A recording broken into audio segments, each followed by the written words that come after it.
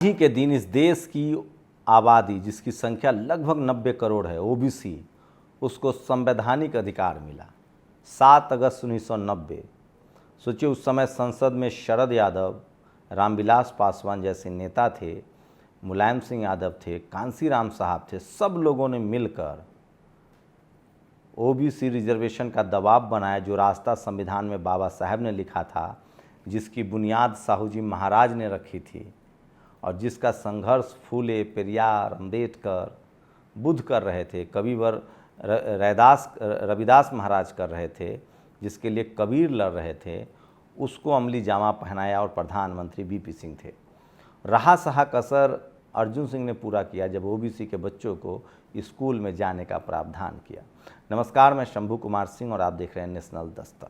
ये तस्वीरें देख लीजिए, 4 तस्वीरें, ये सब कुछ दूध का दूध और पानी का पानी कर देगा। बीपी मंडल साहब हैं, उन्होंने राष्ट्रपति को, जब मोरारजी देसाई की सरकार बनी जनता पार्टी की, तब बीपी मंडल साहब जो मुख्यमंत्री रह चुके थे बिहार में, उनको चाहते तो मंत्री बन सकते थे, लेकिन उन्होंने मंडल कमीशन का चेयरमैन बनना शुरू किया। उन्होंने देश भर में जातियों में बटे समाज के ओबीसी को एकजुट किया और उनके संवैधानिक अधिकारों के लिए 27 पॉइंट बताएं। आपको जानकर हैरानी हो कि आज भी ओबीसी कमीशन की सिफारिशों में सिर्फ 2 को लागू किया गया है। एक नौकरी में रिजर्वेशन 27% और दूसरा पढ़ाई लिखाई में रिजर्वेशन। लेकिन सोचिए आज भी लॉ कॉलेज में दाखिला में नहीं है, जो सुप्रीम कोर्ट, हाई कोर्ट में रिजर्वेशन नहीं है, कई राज्यों में 27% रिजर्वेशन नहीं है, क्रीमी लेयर ऊपर से थोप दिया गया। ये दूसरी तस्वीर है वीपी सिंह की, जिन्होंने शानदार काम किया।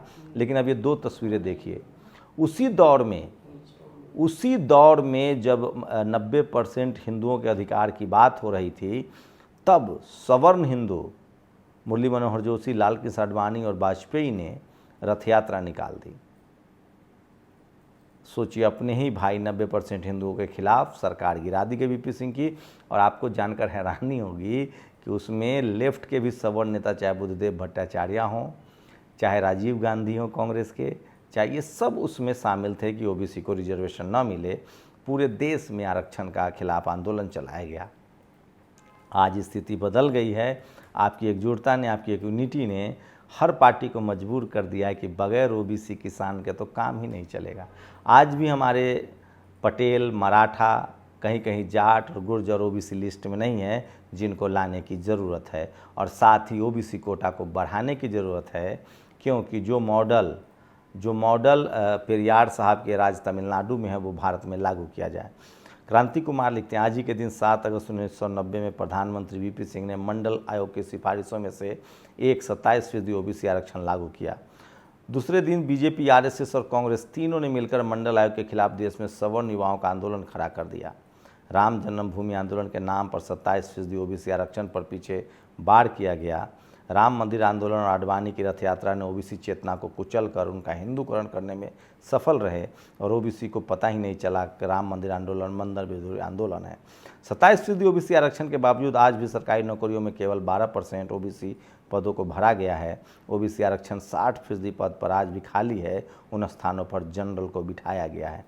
तो आपको तय करना है कि आप collector, SP, DM, CM, PM बनना चाहते हैं, जज बनना चाहते हैं, media, judiciary, college, university, bureaucracy में आप पत्रकार बनना चाहते हैं, या अपने बच्चों को लाचार बेबस मजदूर बनाना चाहते हैं।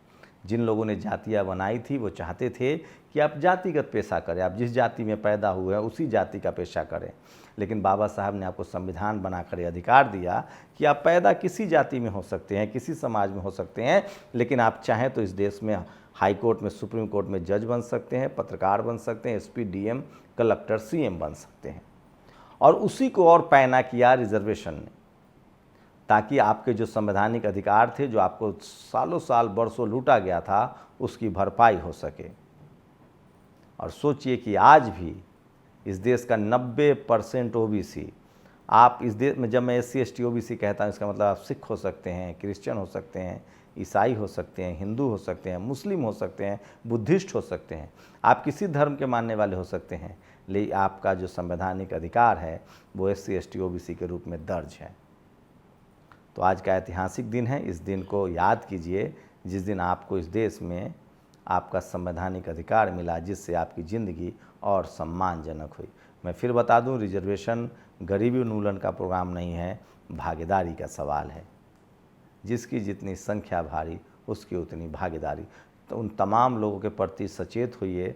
साहू जी महाराज ने जिसकी नींव रखी, जिस लड़ाई को कबीर रविदास महाराज लड़ रहे थे, जिसको फूले पेरियार अम्बेडकर ने लड़ा, और जिसको आज़ादी के बाद बाबा साहब ने संविधान में प्रावधान किया, जिसकी नींव साहू जी महाराज ने रखी थी, और जिसको बाबा साहब ने संवैधानिक प्रावधान किया, और जिसको बाद में चाहे लालू यादव हो, शरद यादव हो, मान्यवर कांसी राम साहब हो, रामस्वरूप वर्मा हो, सोनीलाल पटेल हो, चाहे इन तमाम महापुरुषों ने, पेरियार हों, चाहे करुणानिधि हो, चाहे आज स्टालिन हो, मायावती हो, सब लोग लड़ रहे हैं। इस टीवी अखबार के चपेट में मत आइए। एक भी खबर ओबीसी पर देखी, बीपी मंडल साहब को याद कीजिए।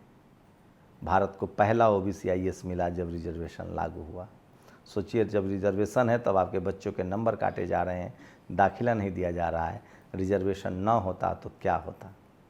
इसलिए अपने संवैधानिक अधिकार के प्रति सचेत होइए, और जहाँ जहाँ रिजर्वेशन का प्रावधान नहीं है, चाहे वो देश की सेवा करने के लिए सेना का मसला हो, हाई कोर्ट सुप्रीम कोर्ट में जज हो, तमाम लॉ कॉलेजेज हो, जहाँ जहाँ रिजर्वेशन नहीं है वहाँ रिजर्वेशन लागू हो, ताकि ये देश मजबूत और संविधान और मजबूत हो। शुक्रिया। नेशनल दस्तक की आपसे गुजारिश है कि अगर इसको बचाना चाहते हैं तो नेशनल दस्तक को सब्सक्राइब करने के लिए रेड कलर के सब्सक्राइब बटन को दबाएं, फिर बेल आइकन की घंटी दबाएं। नेशनल दस्तक को बचाने के लिए बहुत जरूरी है कि हर खबर को शेयर करें, लाइक करें, कमेंट जरूर करें।